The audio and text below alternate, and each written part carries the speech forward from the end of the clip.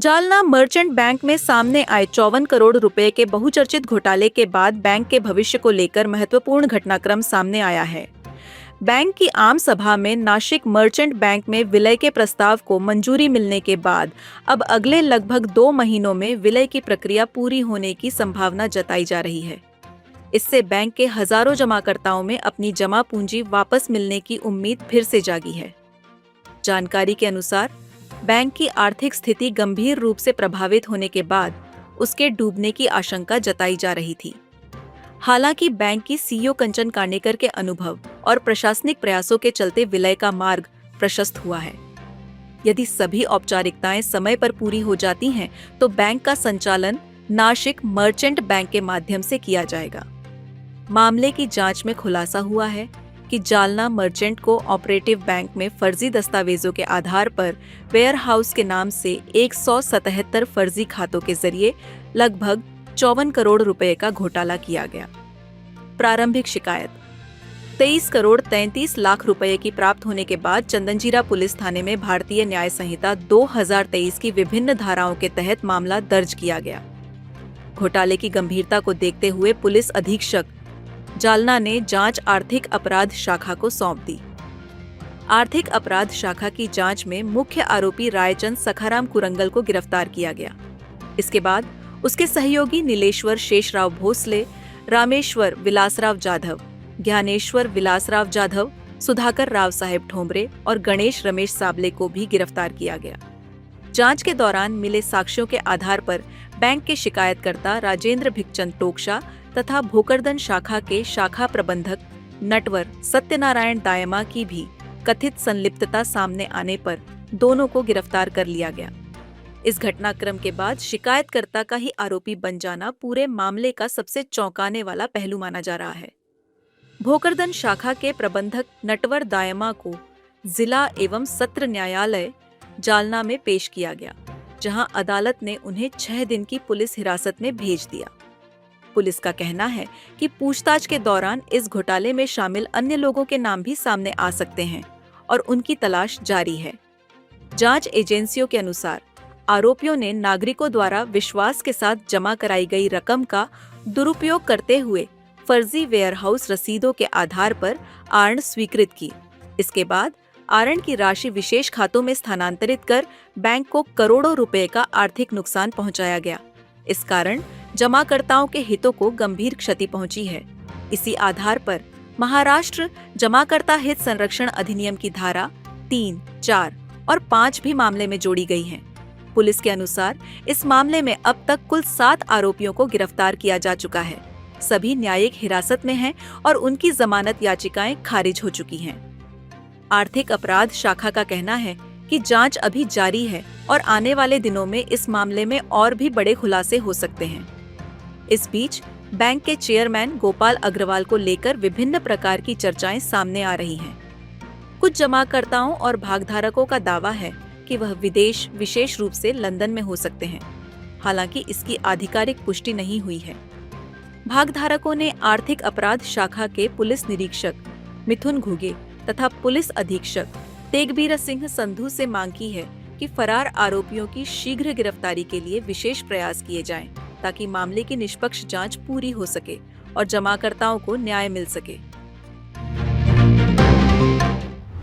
Sir, तुमचं नाव काय? हां, मी कांचन अनिल केळकर, मुख्य कार्यकारी अधिकारी, Motiram Agrawal Jalna merchant cooperative bank Jalna. केव्हापासून आले तुम्ही इथं? मी 16 जानेवारी 2026 रोजी या बँकेत जोडून आलो आणि तेव्हापासून कामकाज करतोय। 54 कोटीचा जे घोटाळा झाला आता, हां, पोलिसांनी कारवाई केली। हो, नंतर ते पहिले म्हणले 27 कोटी, नंतर म्हणले 23 कोटी, नंतर 54 कोटीवर आला। हो. तर आम्ही लोकप्रश्नामध्ये त्याची बातमी छापली होती की 54 कोटीचा पूर्ण टोटल व्यवहार आहे। हो, तर त्या व्यवहारामध्ये आतापर्यंत वसूल किती झाली? त्याच्यामध्ये आता 51 कोटी 77 लाख रुपये बाकी आहेत।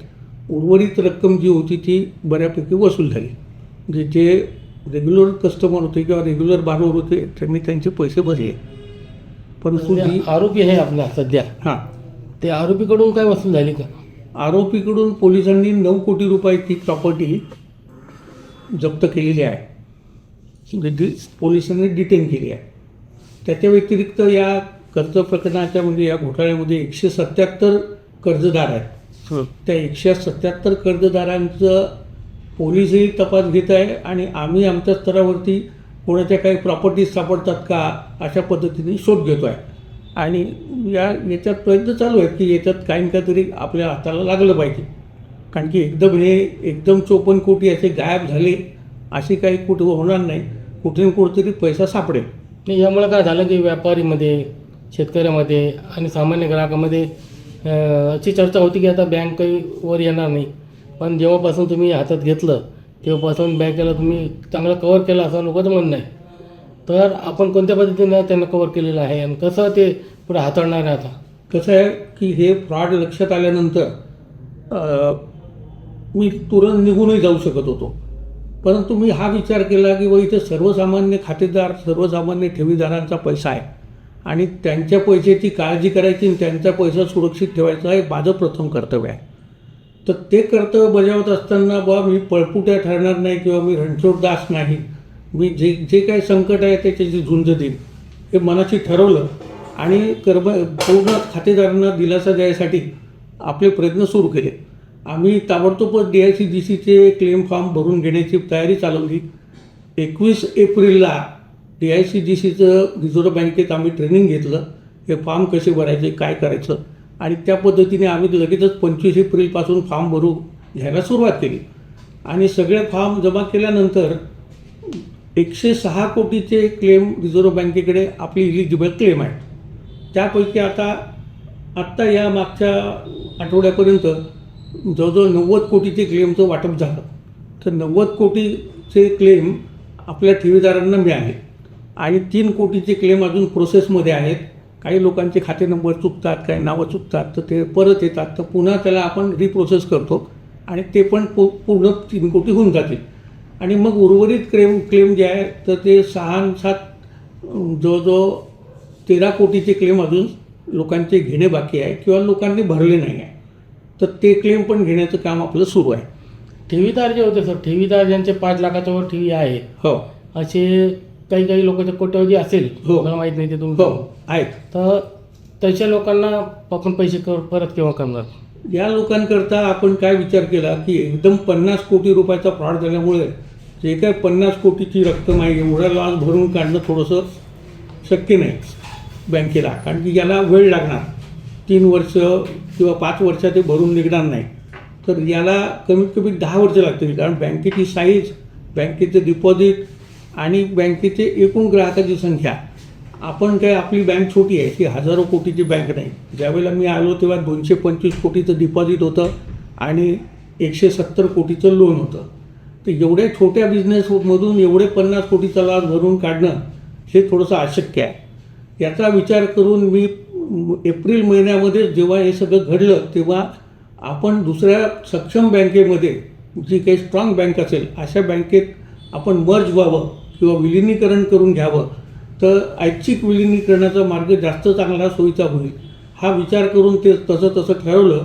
माझं जे विद्यमान संचालक मंडळ आहे त्यांनीसुद्धा मला याच्यात प्रोत्साहित केलं. त्यांनीसुद्धा सांगितलं की तुम्ही सांगता तो मार्ग बरोबर आहे, तोच मार्ग योग्य आहे. आपल्याला डिपॉझिटरचा पैसा सुरक्षित ठेवायचा आहे, हे सगळ्यात महत्त्वाचं आहे. तर त्यानुसार आम्ही सुरुवातीला डोंबिवली नागरी बँकेला विनंती केली होती. ती त्यांनी पण तयारी दर्शवली होती, परंतु काही अपरिहार्य कारणामुळे त्यांचं पुढे शक्य नाही झालं. त्यानंतर मग देवगिरी नागरी सहकारी बँक औरंगाबाद, संभाजीनगर यांचे CEO हे माझे मित्र आहेत. त्यांनासुद्धा मी विनंती केली तर त्यांनीसुद्धा येऊन ऑडिट वगैरे केलं. मग त्यांनी तो निर्णय माझ्यावरती सोपवला. तुम्ही म्हणत असाल तर ऑडिटमध्ये काही असो, ड्यू डिलिजन्समध्ये काही असो, तुम्ही म्हणाले तर घेऊ, ते तुमच्या भरोशावर घेऊ. पण मी असं विचार केला की आपल्यामुळे त्यांची परिस्थिती खराब नाही झाली पाहिजे. त्याच्यामुळे मला अजून याच्यापेक्षा जास्त स्ट्रॉंग बँकेची गरज होती. आणि नाशिक मर्चंटचं प्रपोजल आलं. नाशिक मर्चंट बँक 5,000 कोटीपेक्षा जास्त व्यवसाय असलेली बँक आहे, 80 ब्रांचेस आहेत.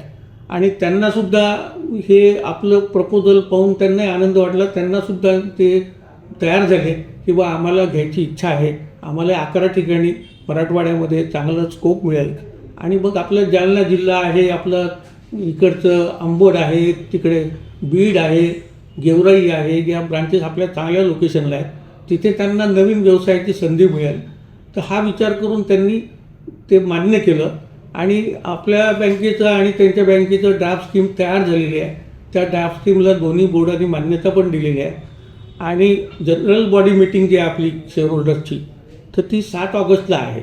7 ऑगस्ट 2026ला इथे गुरु गणेश जो हॉल आहे त्याच्यामध्ये आहे. आणि त्या दिवशी किती वाजता आहे ती? दुपारी 2 वाजता तारीख 7 ऑगस्ट 2026 दुपारी 2 वाजता. कोणाच्या अध्यक्षतेखाली राहील ती? आता सध्या तरी काय आम्ही असं जाहीर केलेलं नाही आहे, पण त्या दिवशी वेळेवरती अध्यक्ष जाहीर होतील की जे कोणी कदाचित कोणी शासकीय पण येऊ शकतात. तर त्यांना आम्ही विनंती करतो की तुमच्या उपस्थितीत घेऊ, म्हणजे ती जास्त अथेंटिक होईल. तर तसा आमचा प्रयत्न आहे की त्याच्यामध्ये वोटिंग पण राहणार आहेत व बँकेच्या विलिनीकरणाकरता 2/3 बहुमताची गरज आहे. आणि ते 2/3 बहुमत मिळालं आणि लगेचच 8 तारखेला नाशिक मर्चंट बँकेची पण आमसभा आहे. त्या आमसभेमध्ये तिकडे त्याची मंजुरी होईल आणि इकडे आपली मंजुरी होईल आणि मग याचं लगेच रिझर्व्ह बँकेकडे त्याची प्रोसेस पाठवली जाईल. आता जी GV होणार आहे त्या GVमध्ये तुम्हाला अपेक्षा आहे का की लोक मान्य करतील का ते? बघा कसं आहे की प्रत्येक माणसाचा पैसा हा अत्यंत कष्टाचा आहे आणि त्याचा सन्मान करून, त्याचा आदर करून, त्याची काळजी करूनच मी हे प्रपोजल पुढे केलेलं आहे. म्हणजे याच्यामध्ये कोणाचा स्वार्थ नाही, याच्यामध्ये काही हेवादावा नाही किंवा याच्यामध्ये काही मार्केटिंग नाही. हा सामान्य जनतेचा पैसा आहे. हा जितका सुरक्षित करता येईल तितका करायचा आपण प्रयत्न करतो आहे. तर माझं ठेवीदारांना, सभासदांना, सगळ्यांना असं आव्हान आहे की 2/3 बहुमत द्यावं, आपण स्वतः आवर्जून सभेला उपस्थित राहावं व मतदानाचा हक्क बजावावा. सर, काही संचालकाच्या नातेवाईकाकडे कर्ज आहे तर ते वसूल झालं का? कसं आहे की आता कोर्टाने आदेश दिलेला आहे. वसुलीची प्रक्रिया सुरू झालेली आहे. कोर्टाकडून प्रक्रिया सुरू झाली आहे आणि कोर्ट काही लगेच थांबणार नाही. जर वरच्या कोर्टातून काही समजा आला असते वगैरे तर त्या ठिकाणी टाईम बेईंग थांबवू शकतं, पण ते जास्त दिवस थांबणार नाही. कारण काय आजकाल लोकांचा पब्लिक मनी आहे आणि तो तुम्हाला परत करावाच लागणार. ज्या लोकांच्या आज तुमच्याकडं थकबाकी आहे, हां ज्यांचे पैसे देणे बाकी आहे, हो ते भविष्यामध्ये त्यांना मिळेल का? हो ती प्रक्रिया नाशिक मर्चंट बँक पण राबवेल. ती वसुली काही सुटणार नाही. तर नाशिक बँक जी आहे येणार आहे ती हो, मर्ज झाल्यानंतर नाव कोणतं राहील त्याचं? नाशिक मर्चंट बरं. Cooperative bank. त्याच्यानंतर त्यांनी समजा आता त्यांना पैसे पुरवायचे, हो आता माझे पैसे घ्यायचे नामकरण झालं, सगळी काय विस्तारीकरण झालं तर मग ते लगेच पैसे देणार का? हो, कसं आहे रिझर्व्ह बँकेची परवानगी आली आणि नाव बदललं की लगेचच ते सगळी कारवाई त्यांच्या हातात आहे. ते सगळं उपलब्ध राहील. कारण मोठी बँक आहे, 5,000 कोटीपेक्षा जास्त व्यवसाय आहे. तर त्यांना काही ही मोठी गोष्ट नाही. 100 कोटी 50 कोटी काही त्यांना खूप मोठी गोष्ट. मी असं ऐकलं की 91 कोटी रुपये घेऊन येणार आहे ते, असं काहीतरी. नाही, ते आता काय ते घेऊन यायचा प्रश्न नाही ना. आपणच त्यांच्याकडे दत्तक चालू आहे. ठीक आहे. तर माझं पुन्हा कळकळीचं आव्हान आहे की सर्वांनी म्हणजे सर्वतोपरी मदत करून जनतेचा पैसा सुरक्षित कसा होईल यासाठी मतदान करावं. मतदान म्हणजे त्या बाजून मतदान करा असं म्हणणं तुमचं? त्या म्हणजे ठरावाच्या बाजून नाम विस्तारीकरण होणंच. हाँ, काय म्हणतात त्याला? विलीनीकरण. हाँ. हमारी कोशिश रहती है आपको सच्ची और निष्पक्ष खबरें देने की। अगर आपको हमारा काम पसंद आया हो तो वीडियो को लाइक, शेयर जरूर करें और लोक प्रश्न न्यूज़ चैनल को सब्सक्राइब करना ना भूलें। साथ ही बेल आइकॉन दबाकर नोटिफिकेशन ऑन कर लें ताकि हर अपडेट आप तक सबसे पहले पहुंचे। अगली खबर में फिर मिलेंगे, तब तक के लिए नमस्कार।